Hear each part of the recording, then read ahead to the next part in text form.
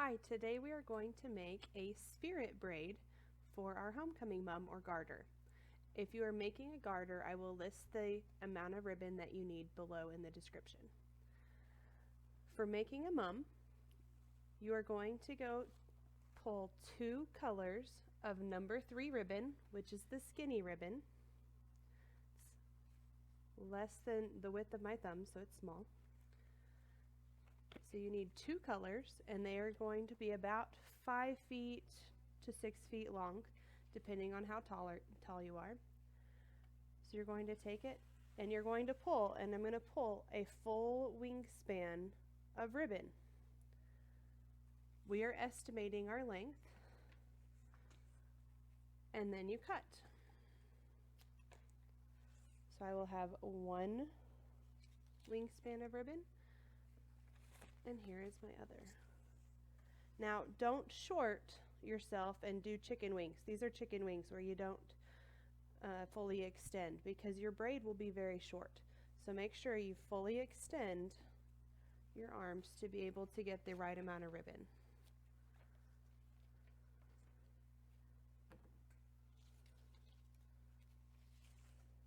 Now that you have your ribbon cut, let's begin.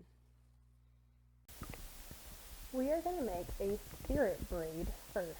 So you're going to take one of your lengths of ribbon, and we are going to fold it in half. So if you notice, your ribbon has a shiny side and a dull side, and I'm using acetate ribbon.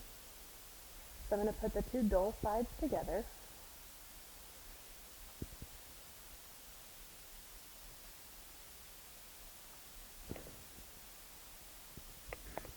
Find the middle.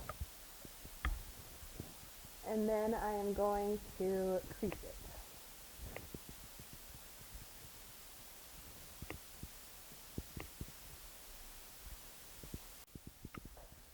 I'm going to mark on my line right here, just for the purpose of this video, so you can see where my next fold goes. But you do not have to mark. So there's my middle and my crease, and I have the dull side of my ribbon up. So I'm going to take my ribbon and I'm going to fold one side down, and we are essentially making the roof of a house is what it looks like to me when we finish folding this. So you fold it straight down and you make like a triangle and crease it. Now you're going to fold the other side down and also make a triangle.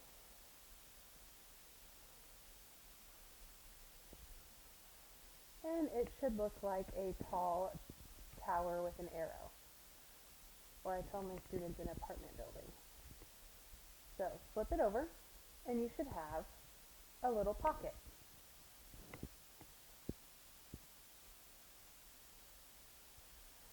Now, I'm going to take my other ribbon, dull side up. It actually really doesn't matter, but I like to keep it the same.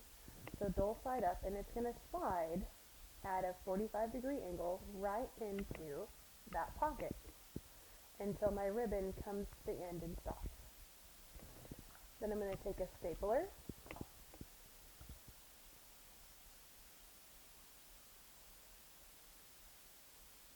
pick up these 2 pieces together and make sure that they are still where they're supposed to be. Slide it right underneath the stapler, and I'm going to do a quick staple. Now it's important to make sure that you catch the ribbon with both prongs of the staple, because if you don't, then you're going to have issues later. So the way to start this is you're going to take your red ribbon. The red ribbon's the only one that's going to move. My 2 yellows are a tree. They are not going to move, and so my red ribbon is going to weave in and out of them. So to begin, it is going to fold along the back side, and it will go under and over, and I will pull it through. Now the first one you do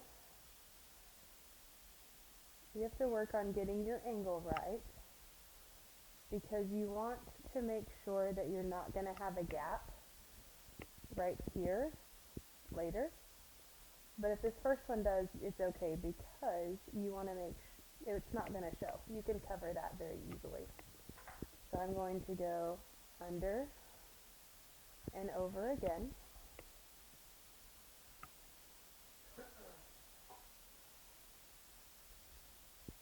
And then with the second one is where I really start to adjust it.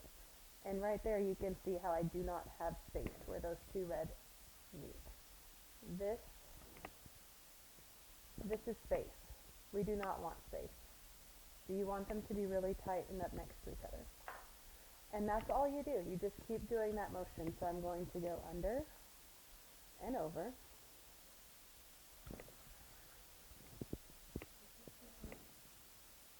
And then I will go under and over again.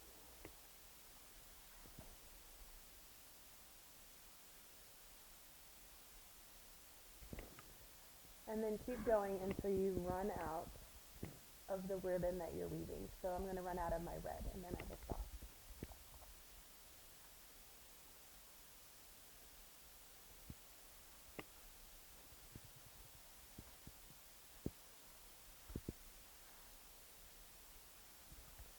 Now you can tape the end of this to the table if you want it to stay still. Just tape right here. I tend to have an easier time weaving it if I hold it in the air. It's all personal preference.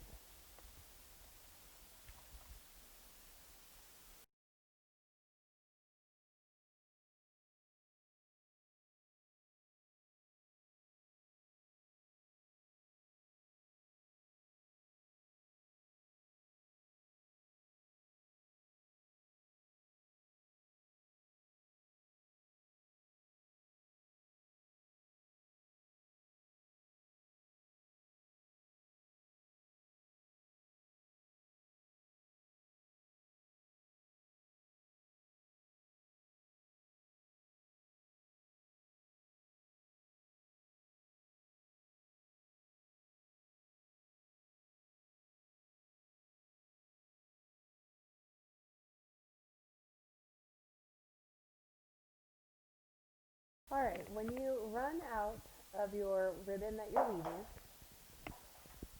the easiest way to finish this is I'm going to go ahead and trim my two yellows so I can get a stapler under it a little easier. I'm just going to slide it straight under my stapler and put a staple straight across. And then I'm going to trim it. Sometimes this is easier to see on the other side. So I'm going to trim it and follow the red ribbon.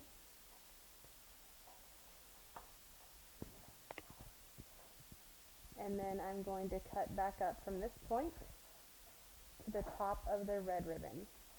And that will give you a nice, pretty end.